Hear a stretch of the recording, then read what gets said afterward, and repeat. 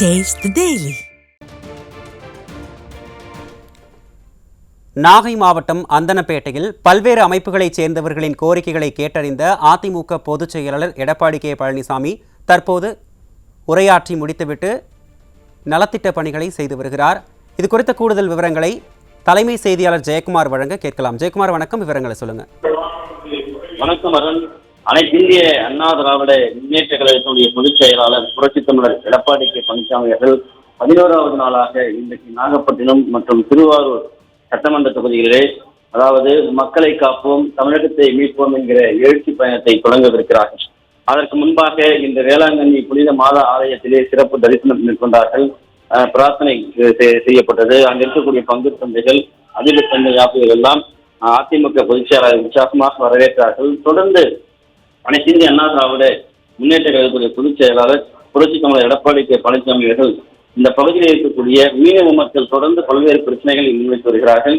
அதனால் வேளாங்கண்ணி அந்த நாகை மாவட்டத்தில் இருக்கக்கூடிய குறிப்பாக அந்த பகுதிக்கு நேரடியாக சென்று அந்த பகுதியில் இருக்கக்கூடிய மீனவருடைய குறைகளை கேட்க வேண்டும் என்று பெருதூர் என்கிற மீனவ கிராமத்திற்கு சென்று அந்த பகுதியில் இருக்கக்கூடிய மீனவ மக்களிடம், குறிப்பாக கடலில் இருக்கக்கூடிய மணல் திட்டுகளின் மூலமாக அவருடைய வாழ்வாதாரம் படகு மூலமாக கடலுக்குள் செல்ல முடியாத அவலங்கள் இருக்கிறது. இது தொடர்பாக தொடர்ச்சியாக அந்த திமுக அரசிடம் கோரிக்கை வைத்தும் கூட 4.5 ஆண்டு காலமாக தங்களை கண்டுகொள்ளவில்லை. அதே போன்று தங்களுக்கு பெரும் நஷ்டங்கள் வருகிற போது, பேரிடர்கள் வருகிற போது முறையான நிவாரணங்கள் வழங்கப்படுவதில்லை. படகுகள் சேதமடைந்தாலோ, வலைகள் சேதமடைந்தாலோ அல்லது டீசல் மானியங்களோ இவைகளெல்லாம் வழங்கப்படுவதில்லை என்ற ஒரு குற்றச்சாட்டை முன்வைத்தார்கள். தொடர்ச்சியாக நாங்கள் கோரிக்கை வைக்கிற போது அவர்கள் கண்டுகொள்வதில்லை என்கிற அவர்கள் வேதனை தெரிவித்தார்கள். அதே போன்று நம்பியார் அந்த பகுதிக்கு நேரடியாக அனைத்து இந்திய அண்ணா திராவிட முன்னேற்ற கழகத்துடைய பொதுச் செயலாளர் புரட்சி தமிழர் எடப்பாடி கே பழனிசாமி அவர்கள் ஏறக்குறைய நாகப்பட்டினம் மாவட்டத்திலிருந்து ஒரு மிகப்பெரிய அந்த கடற்கரை ஒட்டி இருக்கக்கூடிய அந்த கிராமத்திற்கு நேரடியாக சென்று அந்த மக்களுடைய குறைகளை அவர்கள் கேட்டார்கள். அந்த மக்கள் தங்களுடைய துயரங்களை, வேதனைகளை ஆளுகிற அரசு எப்படியெல்லாம் தங்களை கண்டுகொள்ளாமல் இருக்கிறது என்பதை அவர்கள் தெரிவித்தார்கள். குறிப்பாக நீங்கள் 2026 வருகிற போதுதான் எங்களுடைய கோரிக்கை முழுமையாக நிறைவேற்றப்படும் என்கிற இந்த எதிர்பார்ப்பு நம்மால் உணர முடிந்தது.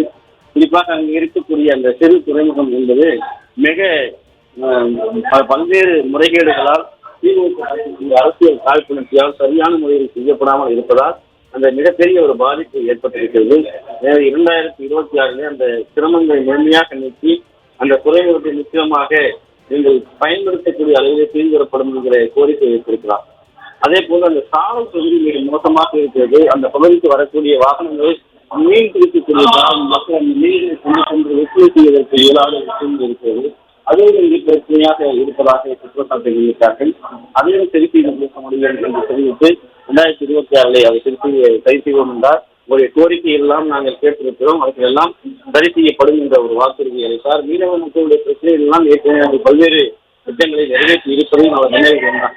இந்த நிலையில இந்த பகுதியில் இருக்கக்கூடிய முக்கியமான குறிப்பாக இந்த மீனவ பிரிவுடைய சங்கங்கள், அதே போன்று குறிப்பாக மீனவ வர்த்தக சங்கத்தினுடைய பிரதிநிதிகள், சிறு குறு கூட்டமைப்பு சேர்ந்தவர்கள், மாணவர்களோடு கலந்துரையாடினார். குறிப்பாக இந்த வேளாங்கண்ணி நந்தனம்பேட்டை பகுதியினுடைய ஒரு மண்டபத்திலே நடைபெற்று வரக்கூடிய இந்த நிகழ்ச்சியை சிறு குறு தொழிற்சங்கத்தினர் எப்படியெல்லாம் பாதிக்கப்பட்டிருக்கிறார்கள், அதே போல விவசாய கல்வி மக்கள் இங்கு இருக்கக்கூடிய திமுக அமைச்சர் ஒருவர் அவருடைய தனியாக வைத்திருக்கக்கூடிய கம்பெனி மூலமாக விவசாயிகளுக்கு எப்படியெல்லாம் எரிபொருள்கள், உரங்கள், மருந்துகளை வாங்குவதற்கு நெருக்கடி கொடுக்கப்படுகிறது என்பதை ஆதாரத்தோடு அதிமுக பொதுச் செயலாளர் புரட்சி தமிழர் எடப்பாடி கே பழனிசாமி எடுத்துரைத்தார்கள்.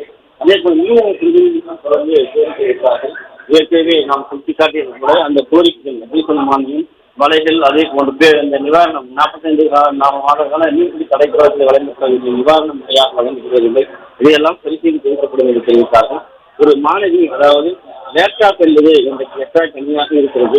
அரசு பள்ளிகளிலே படிக்கக்கூடிய, கல்லூரிகளிலே படிக்கக்கூடிய மாணவிகள் ஏற்றம் பெறுவதற்காக, கல்வி வளர்ச்சி பெறுவதற்காக, நாகரிக சமூகத்தில் இன்றைக்கு அவர்கள் எல்லா விஷயங்களையும் அணுகுவதற்காக, கல்வியில பல்வேறு விஷயங்களை தெரிந்து கொள்வதற்காக புரட்சித்தலைவர் இதய அம்மாவர்களால் தொடங்கப்பட்டு புரட்சி தமிழர்களால் வழங்கப்பட்டு வந்த அந்த லேப்டாப் இன்றைக்கு தடுத்து நிறுத்தப்பட்டிருக்கிறது. கல்வி வளர்ச்சியிலே இன்றைக்கு 7.5% இடஒதுக்கீடு எப்படி மாணவர்களுக்கு மருத்துவத்துறையில் அந்த பெரிய அளவில் இருக்கிறது. அதுபோன்று இந்த லேப்டாப்பை நீங்கள் தொடர்ச்சியாக வழங்க வேண்டும் என்கிற கோரிக்கையில் அதே போன்று மிதிவண்டி, அதே போன்று காலணிகள், பூக்கள் எல்லாம் இன்னைக்கு தடை செய்திருக்கிறார்கள், வழங்கப்படாமல் இருக்கிறது. அதையும் வழங்க வேண்டும் என்ற கோரிக்கை முன்வைத்திருக்கிறார்கள். இப்படி பல்வேறு கோரிக்கைகள் இன்னைக்கு எல்லா முன்வைக்கிறார்கள். பொதுச் செயலாளர் எடப்பாடி பழனிசாமி வழங்கப்பட்டது. குறிப்பாக அனைத்து அண்ணா திராவிட முன்னேற்ற கழக பொதுச் செயலாளர் திருக்கரங்கால் 3 சக்கர வாகனம் ஒன்று ஊனமுற்றது என்பதற்கு அவருடைய பயணத்திற்காக அவருடைய திருக்கரங்களால் வழங்கியிருக்கிறார்கள். தொடர்ந்து இந்த விவசாயிகளுடைய ஆலோசனை கூட்டத்திலும் நீங்கள் கொடுத்திருக்கக்கூடிய கோரிக்கைகள் சிறு குறு தொழிலாக இருக்கட்டும், விவசாயிகளாக இருக்கட்டும், மக்களாக இருக்கட்டும் தெரிவித்திருக்கிறார்கள். தொடர்ச்சியாக இந்த நாளை நாகப்பட்டினத்தில் இருந்த தொழிலும் அதேபோல் திருவாரூர் மாவட்டத்தில் மக்களை காப்போம் அதிமுக பொதுச் செயலாளர் எடப்பாடி பழனிசாமி குறித்து